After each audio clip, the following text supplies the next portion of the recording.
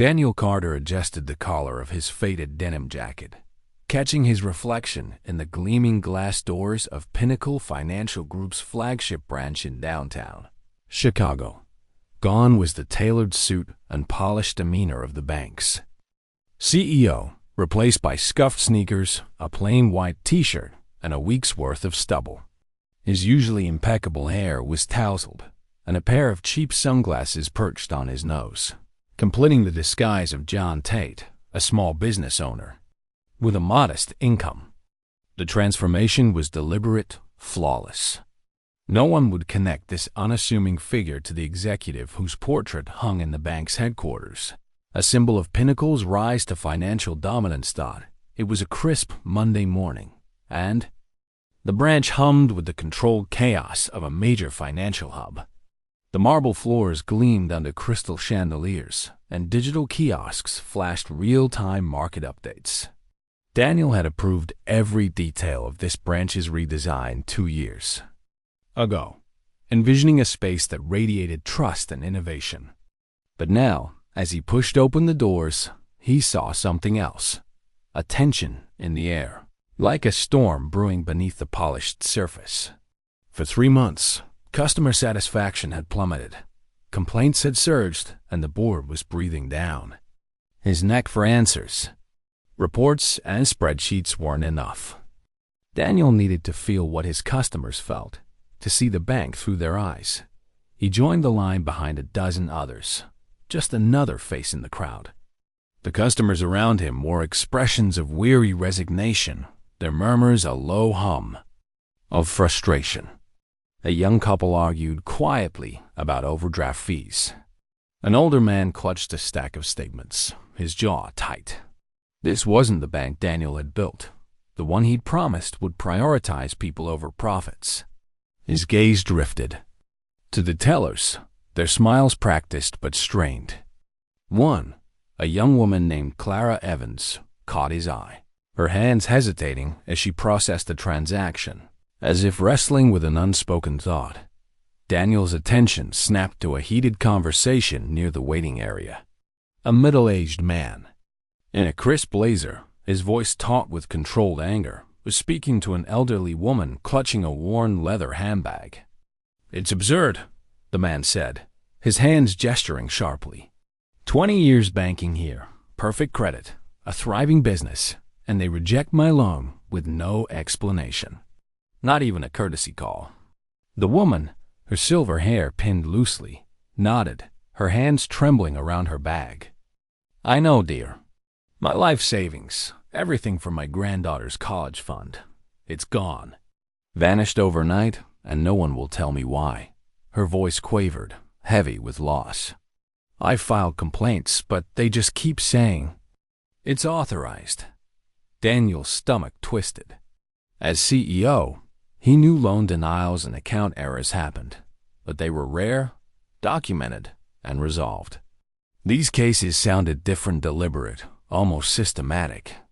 He edged closer, pretending to study a brochure on mortgage rates, his ears straining to catch every word. "My sister had the same issue," the man continued, lowering his voice and glancing around. "Runs a restaurant downtown. Perfect loan. Candidate. They stalled her for weeks, then someone hinted she could expedite things with a payment. Cash, off the books." The woman's eyes widened, her frail frame stiffening. "A bribe? In this bank, Mrs. Walsh?" A teller called, and the elderly woman gathered her things, her shoulders slumping under the weight of her despair. "I hope you get answers," the man said kindly, handing her a business card. "I'm William Hayes. If you need help fighting this, call me. Maybe if enough of us speak up." Asterisk. As Margaret Walsh shuffled to the counter, Daniel watched her plead. With Clara, the teller, whose expression remained impassive, almost robotic. "I'm sorry, ma'am," Clara said, her voice flat, rehearsed. "All transactions on your account were authorized. If you'd like to file another complaint." "Another complaint?" Margaret's voice cracked, rising. "I filed 3. My husband worked 2 jobs for 40 years to build that savings. It was for our granddaughter's future. Please, there must be someone who can help." Daniel's phone buzzed in his pocket, a notification from the bank's app. He'd submitted a loan application yesterday as John Tate, crafting the persona with impeccable credentials, an 800 credit score, stable income, no debt. The message was stark. "We regret to inform you that your loan application has been denied." He stared at the screen, disbelief giving way to a cold certainty. There was no reason for a denial. None. The pieces clicked into place, each one sharper than the last. William Hayes, a successful businessman, denied a loan. Margaret Walsh, her life savings gone. William's sister, pressured for a bribe. And now, John Tate Daniel's own alter. Ego rejected despite a flawless profile. This wasn't incompetence or isolated errors. It was a pattern, deliberate and insidious. A commotion erupted at the counter. Margaret's voice rose, desperate. "I demand to see the manager." "You can't." "Make people's money disappear and hide behind policies." 2 security guards approached, their faces stern, and began escorting her toward the exit. "Please," she cried, her voice breaking. "My granddaughter's future depends on this." The glass doors closed behind her, and the branch resumed its rhythm as if her pain were a minor inconvenience. Daniel's jaw tightened. He glanced at his denial notice, then at the door marked branch manager. His undercover mission, initially a quest to understand customer complaints, had just become something far more urgent. Something was rotting at Pinnacle Financial Group, his bank, his legacy, and he was going to root it out. He approached Clara's counter, his heart pounding but his voice steady. "Excuse me," he said, channeling John Tate's quiet determination. "I'd like to discuss my loan denial. I'm not leaving until I get answers." As Clara fumbled for a response, Daniel noticed a black sedan parked across the street, its tinted windows reflecting the morning sun. It hadn't moved since he arrived. A chill ran through him, not from the autumn air but from a growing certainty. Someone was watching. The question was, how much did they know about John Tate? How close were they to uncovering Daniel Carter? The loan officer's office was a stark contrast to the opulent lobby of Pinnacle Financial Group's Chicago branch. Its windowless walls were lined with peeling motivational posters proclaiming financial freedom and secure your future. Their faded colors a mockery of the tension within. Daniel Carter, still disguised as John Tate, sat across from Sarah Bennett, a young loan officer whose nervous energy filled the cramped space. Her fingers tapped a restless rhythm on her keyboard, and her eyes darted to the door as if expecting an interruption. The fluorescent light above flickered, casting uneven shadows across her desk, where a stack of papers, Daniel's loan application, sat untouched. "Mr. Tate," Sarah began, addressing Daniel's undercover identity, "I understand your frustration about the loan denial. Our algorithm is thorough." Her voice was practiced, but her hesitation betrayed her unease. She avoided eye contact, focusing instead on her monitor, which displayed a generic error. Message about insufficient qualifications. Daniel leaned forward, channeling John Tate's quiet persistence. "Could you explain which criteria I failed? I brought documentation proof of income, assets, credit history." He slid a folder across the desk, its contents meticulously crafted to ensure approval. As CEO, he knew Pinnacle's lending standards inside out. There was no legitimate reason for John Tate's rejection. Sarah's fingers froze mid-tap. She glanced at the folder, then back at her screen, her lips pressing into a thin line. "Sometimes the system flags risks that aren't immediately apparent," she said, her tone rehearsed. Daniel noticed a small sticky note on her desk, half hidden under a coffee mug, a phone number and the words, "Call for special approvals." When Sarah caught him looking, She quickly crumpled it and tossed it into the wastebasket, her cheeks flushing. Before Daniel could press further, his phone buzzed with a news alert. He glanced at it discreetly. Local businessman found dead after bank troubles. The article detailed the death of Henry Park, a restaurant owner who'd been denied a critical loan by Pinnacle Financial Group. The cause was under investigation, but whispers of financial ruin hung heavy. Daniel's pulse quickened. Henry Park's name wasn't familiar, but the pattern was another loan denial, another life upended. Sarah's voice pulled him back.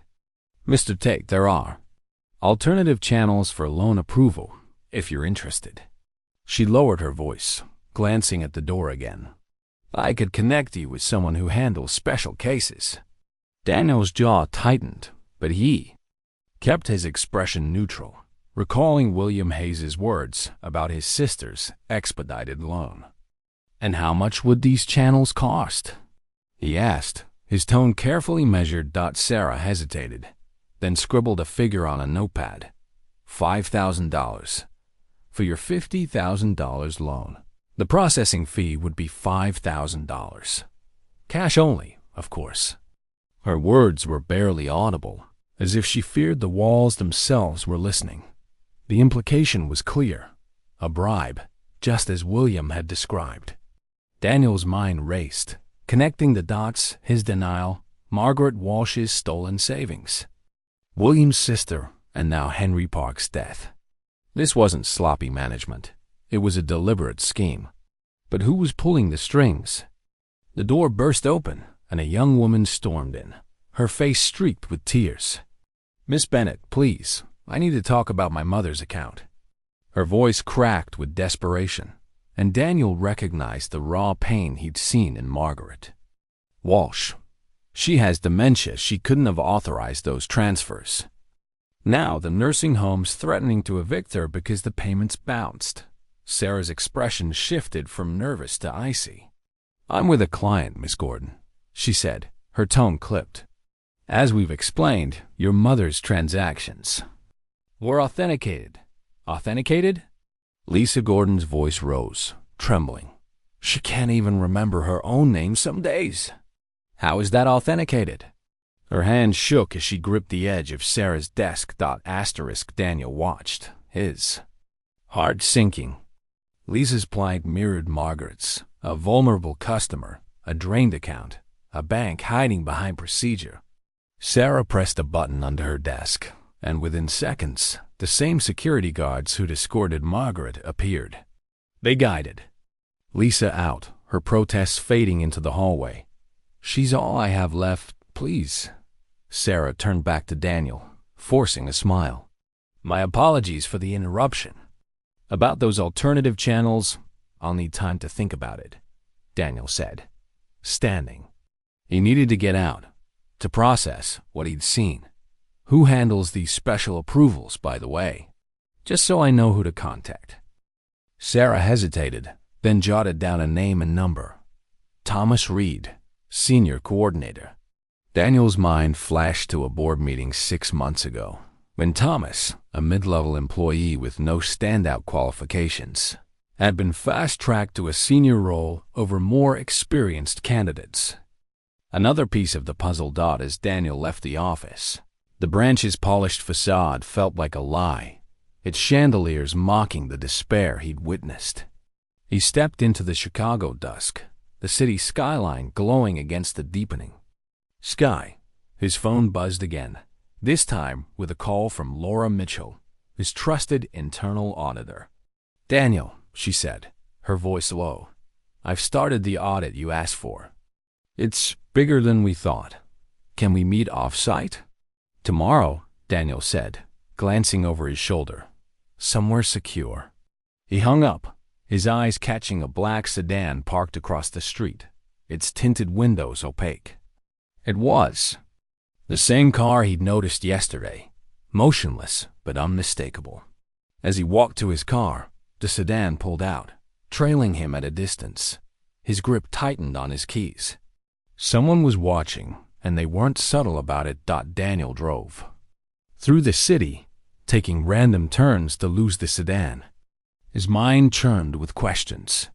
Sarah's bribe offer, Thomas Reed's name, Lisa Gordon's mother, Henry Park's death, they were threads in a larger web. He thought of Margaret Walsh, her trembling hands clutching her granddaughter's future, and William Hayes, his quiet resolve to fight back. This wasn't just about Pinnacle's reputation anymore. It was about the people his bank had failed. He pulled into a parking garage, checking his rearview mirror. The sedan was gone, but the unease lingered. Daniel opened his laptop and sent a secure message to Laura. Audit all loan denials for high credit applicants. Last 6 months. Cross-reference with account drains, especially elderly or vulnerable customers. Focus on Thomas Reed's approvals. Absolute secrecy. He hesitated, then added, check Henry Park's file. Something's not right. As he closed the laptop, another text arrived from an unknown number. You're asking dangerous questions, Tate. Henry Park did too. Back off. The words sent a chill down his spine. Whoever was behind this knew his alias, and they were close. Daniel's simple undercover mission had just taken a deadly turn, and the truth was still out of reach, hidden in the shadows of his own bank. The oncology ward of St. Mary's Hospital smelled of antiseptic and quiet despair, its fluorescent lights casting a sterile glow over beige linoleum floors. Beeping monitors and muffled conversations filled the air, a stark contrast to the polished elegance of Pinnacle Financial Group's headquarters. Daniel Carter, no longer cloaked as John Tate, but still wary of being recognized, navigated the crowded hallway, his heart pounding. Laura Mitchell's urgent call last night had been brief and cryptic. Don't come to the coffee shop. They're watching. St. Mary's, 5th floor waiting room. Come alone. Her voice, usually steady, had trembled with fear, and the line had gone dead before he could ask more. It was 7:30 a.m., and Daniel had taken precautions, changing taxis twice and weaving through Chicago's morning traffic to shake any tales. The black sedan from yesterday lingered in his mind, its tinted windows a constant threat. He wore a nondescript hoodie and jeans, blending into the hospital's stream of visitors. The 5th floor was quieter, the waiting room a small enclave of worn chairs and dog-eared magazines. Laura sat alone in a corner, her usual crisp blazer replaced by a rumpled sweater, her dark hair falling loose from its bun. Her hands clutched a paper coffee cup, but her eyes darted to the door with every passing shadow. Laura, Daniel said softly, sliding into the seat beside her. What's going on? She didn't look at him, her voice barely above a whisper. Someone broke into my apartment last night. Took my laptop, my files, everything, but they didn't find this. She slipped a USB drive into his hand, her fingers trembling. I hid it in my grandmother's old jewelry box. It's the audit you asked for, Daniel. It's worse than we thought. He pocketed the USB, his pulse quickening. Worse how? Laura pulled out a notepad covered in hurried scribbles, numbers, dates, account IDs. Every time a legitimate loan is denied like yours, William Hayes's, dozens of others a riskier loan for the same amount is approved within days. They go to shell companies, all tied to a single offshore account in the Caymans. She flipped a page, revealing a list of names. That account makes regular payments to 4 senior executives at Pinnacle. Thomas Reed is one of them, but he's the smallest player. The others, they're higher up. Daniel's mind raced, connecting Sarah Bennett's bribe offer and Thomas Reed's suspicious promotion. This isn't just fraud, is it? No. Laura's voice dropped lower, her eyes scanning the room. The pattern changed 3 months ago. The amounts got bigger, and they started targeting specific accounts: military personnel, government employees, people with access to sensitive information. This isn't about money anymore. It's espionage, Daniel. They're using our bank to pressure key figures for classified data. The word espionage hit like a physical blow. Daniel had built Pinnacle to empower, not exploit. The thought of his bank as a tool for international intrigue was unthinkable. He leaned closer, keeping his voice steady. Do we have proof? The USB has everything: transaction logs, shell company records, even some encrypted emails I couldn't crack. But there's more. Laura's phone buzzed, and she froze, her face draining of color. She showed him the screen, a photo of her teenage daughter, Emily, leaving school with a message. Beautiful girl. Shame if something happened. Daniel's fist clenched. Go. Get Emily and get somewhere safe. I'll handle this. There's something else, Laura insisted, her voice urgent. The files mention Project Vanguard. It's not just about loans or accounts. It's a coordinated operation, and it's bigger than Pinnacle. I think. Her words cut off as a nurse approached, her smile too perfect, her steps too deliberate. Miss Mitchell, the nurse said, her hand resting on her pocket. Your mother's tests are ready. Asterisk. Laura frowned. I don't have a bun. Daniel grabbed her arm, his instinct screaming. The nurse's hand moved, revealing a glint of metal, a syringe, not a stethoscope. Run! He hissed, pulling Laura toward the emergency stairwell. They burst through the door, footsteps pounding behind them. The stairwell was a concrete echo chamber, their breaths ragged as they descended. The nurse, or whoever she was, followed, her radio crackling with clipped orders. Targets moving. South stairwell. Daniel's mind flashed to the black. Sedan, to Sarah's crumpled note, to Henry Park's death. This was no longer a corporate scandal. It was a hunt. At the third floor, Laura stumbled, her ankle twisting. Daniel steadied her, scanning for an exit. Keep going, he urged, but the footsteps were closing in. He spotted a service door and yanked it open, revealing a narrow corridor lined with cleaning supplies. They ducked inside, pressing against the wall as the pursuer's shadow passed. Laura's breathing was shallow, her eyes wide with terror. They know I'm onto them, she whispered. They'll come for Emily next. Not if I stop them, Daniel said, his voice firm despite the chaos. He handed her his car keys. There's a cabin in Mount Ridge, listed under my mother's maiden name. The address is in the GPS. Take Emily and go. I'll contact you when it's safe. Laura hesitated, then nodded, clutching the keys. The U.S. but don't let Dennett. And watch out for Thomas Reed. He's not just a coordinator. He's their enforcer. She slipped out, heading for the parking garage. Daniel waited, his heart pounding, until the stairwell fell silent. He needed to view the USB's contents, but his office and home were likely compromised. Then he remembered the old server room. In Pinnacle's basement, abandoned after a system upgrade, but still accessible with his executive keycard. Its isolated network was his best shot at safety dot as he exited the hospital, blending into a crowd of visitors. His phone buzzed with a text from an unknown number. You can't hide, Tate. We know who you are.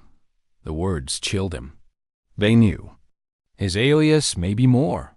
He thought of Clara Evans, the teller who'd hesitated with Margaret Walsh, and her cryptic note yesterday slipped into his hand as he left the branch. Reed talks about offshore payments after hours. Be careful. Clara was a risk, but she might be an ally. Daniel hailed a taxi, directing it to a random address to throw off any tails. The USB burned in his pocket, a ticking bomb of evidence. Laura's words echoed. Military personnel, government, employees, espionage. This was bigger than Pinnacle. Bigger than anything he'd imagined. He thought of his brother Edward, presumed dead a decade ago after a boating accident. Edward had once warned him about hidden players in the financial world, words Daniel had dismissed as paranoia. Now, they felt like a prophecy. The taxi pulled over, and Daniel stepped into the morning light. the city's pulse, a stark reminder of the stakes. He needed to reach that server room, uncover Project Vanguard, and protect Laura's daughter. But the black sedan was out there, and someone, maybe Thomas Reed, maybe someone higher, was watching his every move. Daniel's mission had started as a quest for answers. Now, it was a race for survival. The Chicago night was raw and unforgiving, the wind howling through the skeletal remains of the industrial district. The abandoned warehouse loomed ahead, its rusted beams and shattered windows barely illuminated by flickering sodium lights. Oil stains marred the cracked concrete floor, and the air carried the faint tang of rust and decay. Daniel Carter crouched behind a stack of rotting pallets, his breath visible in the cold, his heart pounding. The USB drive in his pocket, loaded, with Laura Mitchell's evidence of Project Vanguard, felt like a lead weight. Tonight, he wasn't just John Tate or the CEO of Pinnacle Financial Group. He was a man walking into a trap, and he knew it. The plan had come together in a frantic 6 hours, born from desperation and necessity. After escaping the hospital, Daniel had tracked down William Hayes, the businessman whose loan denial had first caught his attention. William's accounting firm was a modest office downtown, cluttered with ledgers and coffee mugs. When Daniel revealed his true identity as Pinnacle's CEO, William's suspicion gave way to recognition. He'd worked in the FBI's Financial Crimes Unit a decade ago, investigating similar schemes. "This matches patterns I saw in Asia," William had said, his eyes narrowing at Laura's USB data. "Banks used as fronts to pressure key figures. But we never got the big fish." The third piece of the puzzle was Ethan Park, the son of Henry Park, the restaurateur whose death had been ruled a suicide after a loan denial. Ethan, a cybersecurity prodigy in his early 20s, was holed up in his father's empty restaurant, surrounded by laptops and energy drink cans. His grief fueled a relentless drive for justice. When Daniel and William showed him the USB, Ethan's fingers flew across his keyboard, decoding encrypted communications. "This meeting tonight," he'd said, pointing to a string of intercepted messages. "It's not just a check-in. They're transferring stolen intelligence overseas. Once that happens, the evidence vanishes." Now, in the warehouse's shadows, Daniel adjusted the hidden camera pinned to his jacket, its feed streaming to Ethan's secure server. William's team-trusted ex-FBI colleagues now in private security covered the perimeter, their earpieces crackling with updates. Ethan was a mile away, hacking the warehouse's outdated security to loop its cameras. The plan was simple: infiltrate the meeting, record the conspirators, and get out before they realized it was a setup. But simple didn't mean safe. Hours earlier, en route to William's office, Daniel had narrowly dodged a sniper's bullet, the shot shattering his car's side mirror. The memory sharpened his focus. Whoever was behind Project Vanguard wasn't playing games. Movement inside. Ethan's voice whispered through Daniel's earpiece. 12 heat signatures. Second floor. They're starting the data transfer. Daniel crept toward a rusted fire escape, its steps groaning under his weight. The warehouse's interior was a maze of crates and abandoned machinery, the air thick with dust. He reached the second floor, peering through a gap in the wall. A long table sat under a single dangling bulb, surrounded by familiar faces. Thomas Reed, the coordinator tied to Sarah Bennett's bribes. Robert Klein, Pinnacle's chief of security, whose presence sent a chill down Daniel's spine. And 3 board members he trusted for years. But at the head of the table sat a man who made his blood freeze. Edward Carter, Daniel's brother, presumed dead in a boating accident 10 years ago. His dark hair was streaked with gray, his face harder than Daniel remembered, but the sharp eyes were unmistakable. Edward was alive and leading this operation. "Hello, little brother," Edward said calmly, his voice carrying across the room. "We've been expecting you." Daniel's cover was blown before he could act. Guards emerged from the shadows, their guns trained on him. He raised his hands, stepping into the light, the camera still recording. "Why, Edward?" he asked, his voice steady despite the betrayal cutting through him. "Why fake your death?" "Why this?" Edward leaned back, his smile cold. "Someone has to protect the system. America's enemies use finance as a weapon: terrorism, cyber attacks, espionage. We're the firewall.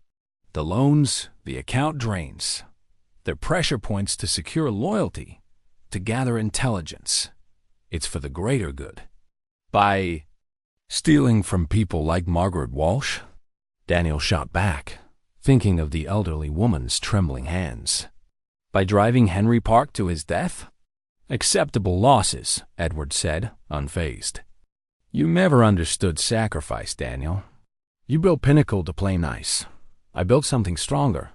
Signal interference starting. Ethan's voice crackled in Daniel's ear. "Data transfer at 40%. Daniel needed to stall, to keep them talking. "And Robert?" he asked, nodding at Klein. "The board? You turned them all?" Edward's smile widened. "Money, fear, ambition, it's all leverage. The elevator incident 3 months ago sealed it. A few compromising recordings, and they fell in line." He gestured to a laptop on the table, its screen glowing with a progress bar. "In 10 minutes, our intelligence moves offshore, untouchable." "You're too late." Daniel's mind raced.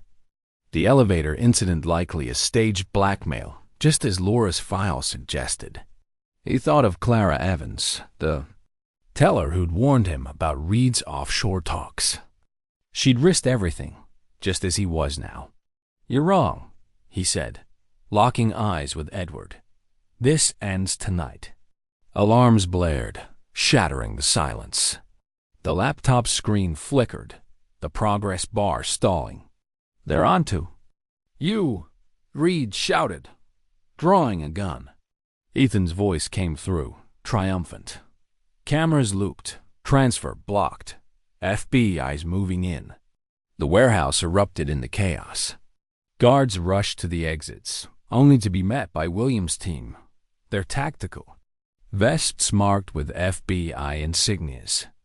Daniel dove behind a crate as gunfire cracked, the bulb overhead exploding in a shower of sparks. Through the darkness, Edward's voice rang out. "You've only scratched the surface, Daniel. This goes higher than you know." William appeared, leading a raid team. "Edward Carter, you're under arrest," he shouted, cuffing a struggling Reed. Edward slipped through a side door, vanishing into the night. Daniel scrambled to his feet. The camera feeds still live, capturing every word, every face. Ethan's server had the evidence names, transactions. Edward's confession died as the FBI secured the warehouse. Daniel's phone buzzed with a news alert. Pinnacle Financial Group raided in fraud probe. But the headline was wrong, framing it as simple fraud with no mention of espionage. He frowned, Laura's warning echoing. "It's bigger than Pinnacle." Edward's words lingered too. "This goes higher." William clapped his shoulder. "We got them, Carter.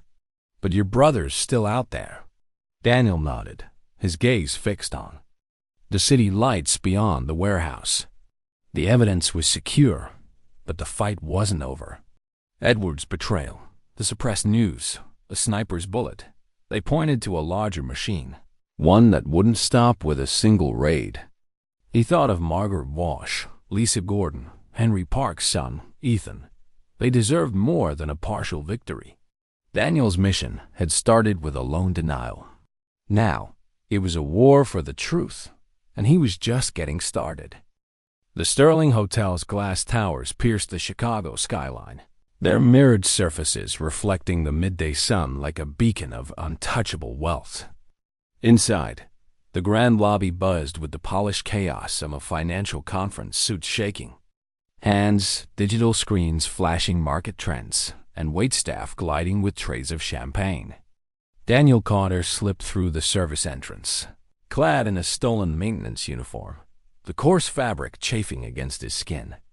His heart pounded, not just from the risk but from the weight of what he'd learned hours ago. A mysterious caller, claiming to be from a watchdog organization, had sent him a video exposing the true mastermind behind Project Vanguard, Charles Lawson, Daniel's mentor and Pinnacle Financial Group's former CEO. The video showed Charles orchestrating secret meetings, passing documents to rival bank executives, all tied to a shadow group called the Global Financial Integrity Network. The caller's instructions were clear: Sterling Hotel, Presidential Suite, noon. Lawson's activating Protocol 0. Stop it, or the evidence vanishes.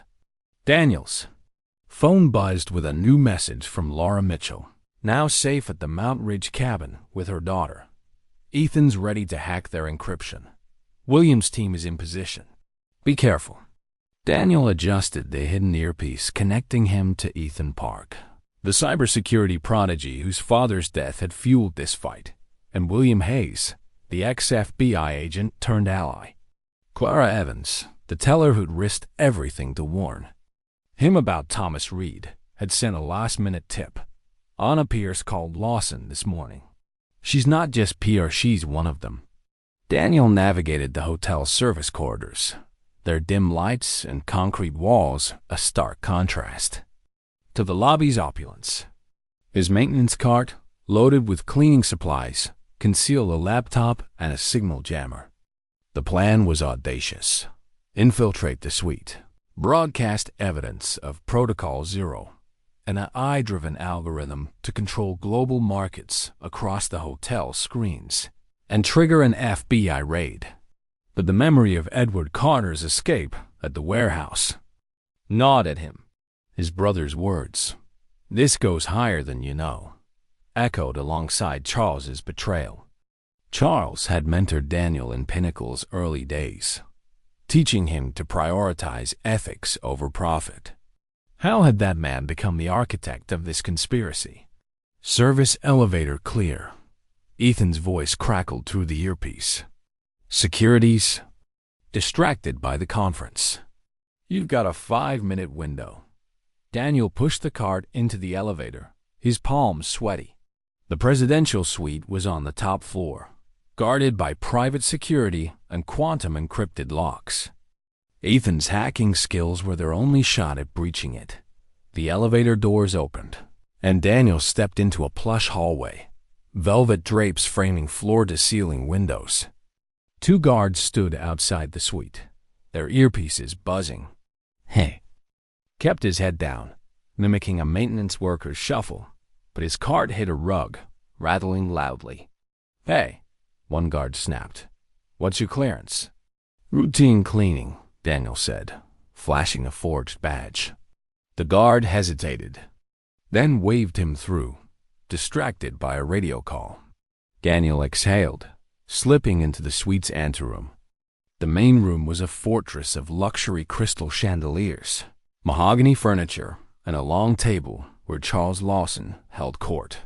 7 others sat with him, their briefcases glowing with encrypted locks. Anna Pierce, Pinnacle's PR head, stood nearby, her poised smile masking her role as Lawson's mole. Protocol 0 must activate today, Charles was saying, his voice calm but commanding. Our AI will control every major market, every currency, eliminating human unpredictability. No more wars, no more crashes, just order. Asterisk and Carter? A board member asked, his tone wary. He's already exposed the warehouse operation. Charles's smile was cold. Once Protocol 0 is live, he's irrelevant. No one will challenge us. Daniel's blood boiled. He thought of Margaret Walsh's stolen savings, Lisa Gordon's mother, Henry Park's death, all sacrifices for Charles's twisted vision. He slid the laptop from the cart, connecting it to the hotel's AV system as Ethan's voice guided him. Uploading the virus now. 30 seconds to breach their encryption. Footsteps approached Anna Pierce, her heels clicking. Daniel ducked behind a curtain, his heart racing. She paused, her gaze sweeping the room, then returned to the table. "Virus uploaded," Ethan said. "I'm in their system.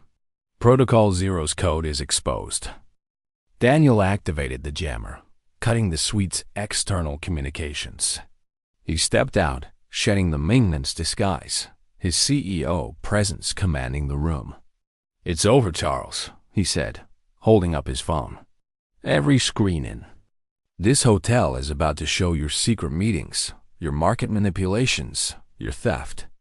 Charles didn't flinch, his gray eyes studying Daniel like a disappointed teacher. "You always were idealistic, Daniel. We created stability prevented. Wars through economic control. Sacrifices were necessary. Sacrifices like Henry Park?" Daniel shot back, his voice shaking with anger. "Or Margaret Walsh's granddaughter. You betrayed everything you taught me." The suite's TV flickered, then erupted with footage.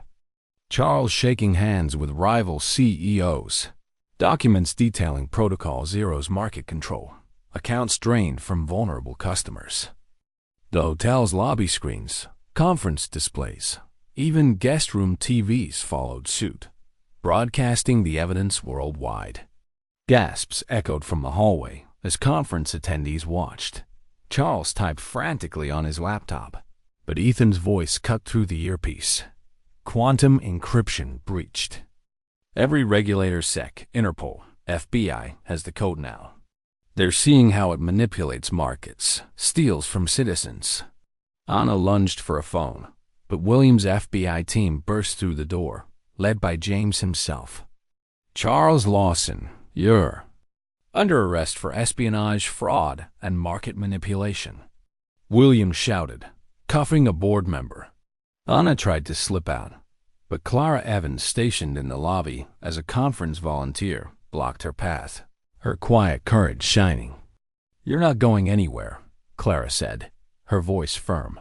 Charles stood, his composure cracking. "You fool, Daniel. Without us, the system collapses. You've doomed the world to chaos." "No," Daniel said, stepping closer. "Something better will take its place. People like Clara, William, Ethan. They're the future, not your machine." He thought of the warehouse, Edward's escape, and Charles's lessons from years ago: ethics, trust, responsibility. Those ideals, twisted by greed, had led here. But Daniel would rebuild them starting now. FBI agents flooded the room, securing the conspirators. William clapped Daniel's shoulder. "We got them. But the news is still spinning this as fraud, not espionage. Someone's pulling strings." Daniel nodded, his mind on Edward's warning and the watchdog's call. The evidence was out, but the larger machine, the global financial integrity network, was still at large. As Charles was led away, his parting words lingered. "You'll never stop us all." Daniel's phone buzzed with a text from the watchdog. "Well done." But Lawson was a pawn, ready for the real fight. He looked out the suite's window, Chicago's skyline glittering below. The truth had cost him his mentor, his brother's trust, and nearly his life. But it had also sparked a movement: Claire's bravery, Laura's sacrifice, Ethan's justice, William's resolve. They'd exposed a lie, and now they built something true. As the FBI cleared the room, Daniel pocketed his phone, his decision made. The Sterling showdown was a victory, but the war was far from over, and he was ready to fight. The morning sun bathed Pinnacle Financial Group's Chicago branch in a golden glow, its glass facade no longer a mask of cold efficiency, but a beacon of renewed trust. 3 months had passed since the Sterling hotel raid, and the branch had transformed. Gone were the sterile kiosks and guarded teller stations, replaced by open-plan counters and digital displays streaming real-time transaction data, a bold commitment to transparency. Customers moved through the lobby with purpose, their faces free of the resignation Daniel Carter had seen as John Tate. The air hummed with quiet optimism, a stark contrast to the despair of Margaret Walsh's pleas and Lisa Gordon's tears. Daniel stood in his top-floor office, the city skyline stretching beyond the windows. The chaos of the Sterling showdown, Charles Lawson's arrest, Anna Pierce's betrayal, the global broadcast of Protocol Zero's crimes had left scars, but it had also sparked a revolution. Pinnacle was no longer just a bank. It was a model for what banking could be. Yet the victory felt bittersweet. Edward Carter's escape and Charles's chilling words, "You'll never stop us all," lingered, a reminder that the global financial integrity network's roots ran deep.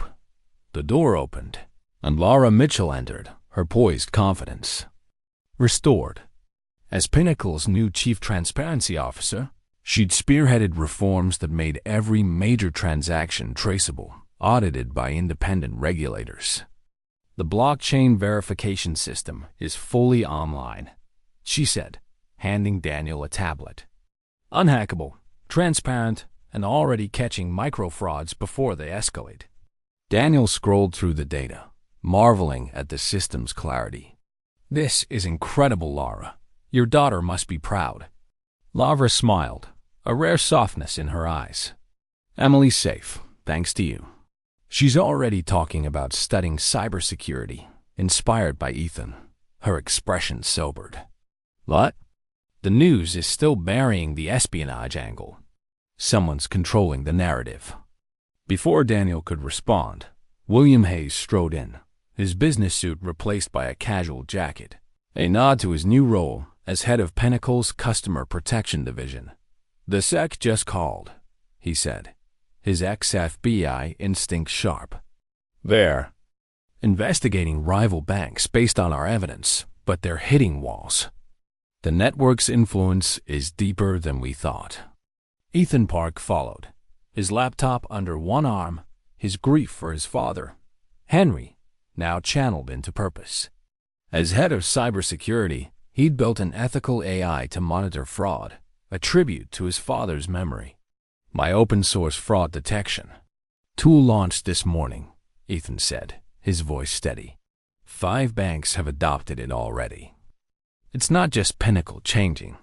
Clara Evans, the teller who'd risked everything to warn Daniel about Thomas Reed, entered last, her new compliance officer badge gleaming.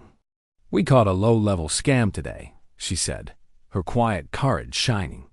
The teller was skimming accounts, mimicking the old network's tactics. The system flagged it in hours. Daniel looked at his team, their faces lit by the morning light. They were the heart of Pinnacle's rebirth.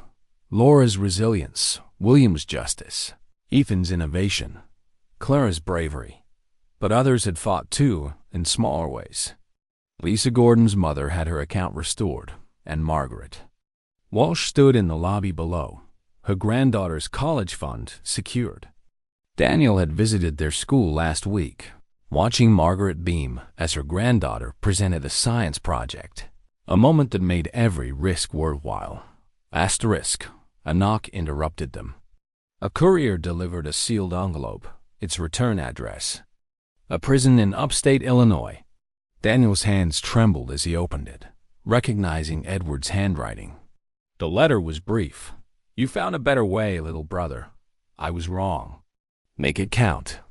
Daniel's throat tightened. Edward's betrayal had cut deep. Their childhood rivalry, Edward's ambition, Daniel's idealism, casting long shadows. But this letter, however small, was a bridge, a chance to heal. He tucked the letter away as the team gathered around a conference table, reviewing a new governance model. Independent oversight, whistleblower protections, and direct reporting. Channels for employees like Clara. William presented a customer restitution plan, compensating victims like Margaret and Lisa. Ethan unveiled a partnership with regulators to share Pinnacle's AI, setting a global standard. Laura outlined a transparency campaign with live data feeds accessible to customers, a first in the industry. As the meeting ended, Daniel stepped to the window, the city bustling below. News vans had long since left, but the headlines still frustrated him. Pinnacle fraud scandal resolved. No mention of espionage or the network. The watchdog's warning. Echoed. Lawson was a pawn. Daniel thought of Charles, now awaiting trial, his mentor's ideals twisted by power. He thought of Robert Klein and Thomas Reed, their confessions unraveling smaller conspiracies. But the larger machine, the network, remained, its shadow stretching beyond Pinnacle. His phone buzzed with a text from the watchdog. Ready for the next fight? Check your email. Daniel opened his laptop, finding a new file, a list of rival bank transactions mirroring Project Vanguard's patterns. The fight wasn't over, but Pinnacle was ready. Daniel looked at his team, their resolve a mirror of his own. "We've changed the game," he said, his voice firm. "But there's more to do. Are you in?" "Always," Laura said, echoed by William, Ethan, and Clara. The lobby below buzzed with customers, their trust hard-won but growing. Margaret Walsh approached the teller, her smile radiant. Daniel thought of Edward's letter, of Charles's downfall, of the ordinary people who'd fought back. Pinnacle wasn't just a bank anymore. It was a promise, a blueprint for a better system. As the team dispersed, Daniel lingered at the window, the city's pulse a reminder of the stakes. The watchdog's challenge loomed, but so did the hope kindled by his allies. He'd started this as a CEO seeking answers. Now, he was a leader in a broader fight, one that would redefine trust in the financial world. The dawn was new, but the horizon held shadows, and Daniel was ready to face them. 6 months after the Sterling Hotel raid, Pinnacle Financial Group's Chicago headquarters stood as a testament to transformation. The glass facade sparkled under a late spring sky, and the lobby buzzed with a warmth that had been absent when Daniel Carter first went undercover as John Tate. Digital screens displayed real-time transaction audits, accessible to customers via mobile app, a radical leap in transparency. Tellers greeted clients by name, and a community board showcased stories of restored accounts and funded dreams. The air carried the faint scent of fresh coffee from a new in-house cafe, where employees and customers mingled freely. Pinnacle wasn't just a bank anymore. It was a movement. Daniel sat in a quiet Chicago cafe, a block from the headquarters, his laptop open to a secure email from the watchdog organization. The message was brief. Rival bank, Apex Financial, manipulating markets. Meeting tonight, 8 p.m., Lincoln Park Safe House. You in? The sender's identity was revealed, a former SEC regulator named Evelyn Harper, who'd spent decades exposing financial corruption. Her call 6 months ago had led Daniel to Charles Lawson, and now she was recruiting him for a broader fight. He sipped his black coffee, the bitter tang grounding him as he weighed the risks. The sterling victory had come at a cost: his brother, Edward's betrayal, Charles's fall, the constant shadow of the global financial integrity network. Was he ready to dive back in? His phone buzzed with a text from Laura Mitchell. Apex's patterns match Project Vanguard. Ethan's already digging. We're with you. Daniel smiled, picturing Laura in her chief transparency officer role. Her daughter Emily now thriving, inspired by Pinnacle's reforms. Ethan Park, heading cybersecurity, had launched an open-source fraud detection tool, dedicated to his father, Henry, and adopted by banks worldwide. William Hayes, leading customer protections, had recovered millions for victims like Margaret Walsh and Lisa Gordon. Clara Evans, now a compliance officer, had thwarted a dozen scams, her quiet courage a cornerstone of Pinnacle's new culture. Daniel's thoughts drifted to a visit yesterday to a federal prison in Illinois. Edward Carter sat across from him, his once sharp features softened by regret. "I thought I was saving the system," Edward had said, his voice low. "But you showed me a better way, Daniel. Don't stop." The meeting had been brief, but it closed a wound that had festered since the warehouse. Edward's letter from 3 months ago, Make it count, hung framed in Daniel's office. A reminder of redemption's possibility. Another buzz pulled him back. A news alert. Pinnacle Financial sets global standard for ethical banking. The article praised Pinnacle's blockchain audits, AI fraud monitoring, and customer restitution, noting rival banks adopting similar measures. But a line caught Daniel's eye. Speculation persists about Pinnacle's role in a broader financial probe, though details remain classified. The watchdog had warned him the network's influence lingered, suppressing the espionage angle. Apex Financial, the watchdog's new target, was likely another cog in that machine. Daniel closed his laptop and walked to Pinnacle's headquarters, needing to see the progress firsthand. The lobby was alive with purpose. Margaret Walsh stood at a counter, depositing a check from her granddaughter's scholarship fund, her smile radiant. She spotted Daniel and approached, her eyes bright. "Mr. Carter, thank you for my savings, for everything. My granddaughter's starting college next fall." Daniel shook her hand, the moment a quiet victory amid the storm. Inside his office, Clara Evans waited, holding a report. "We caught another fraud attempt this morning," she said, her voice steady. "A junior teller funneling funds to a shell company. The system flagged it instantly." Daniel nodded, pride swelling. Clara's tip about Thomas Reed had been pivotal, and her rise from teller to compliance officer embodied Pinnacle's ethos. Ordinary people driving extraordinary change. William and Ethan joined them, their faces lit with determination. "Apex's CEO is meeting with offshore investors tonight," Ethan said, showing a decrypted email. "Same patterns as Lawson's network shell companies, targeted accounts." William added, "My FBI contacts are ready to move if we get evidence." "But it's risky, Daniel. Apex has private security, and the network's desperate to stay hidden." Daniel looked at his team, their resolve mirroring his own. He thought of Lisa Gordon's mother, now secure in her nursing home, and Henry Park's restaurant, reopened by Ethan as a community hub. These weren't just victories. They were proof that trust could be rebuilt, one honest act at a time. "We're in," he said, his voice firm. "Let's finish what we started." As evening fell, Daniel drove to the Lincoln Park safe house, a nondescript brownstone hidden among ivy-covered homes. Evelyn Harper greeted him, her silver hair pulled back, her eyes sharp with purpose. "Apex is the network's new hub," she said, spreading documents across a table.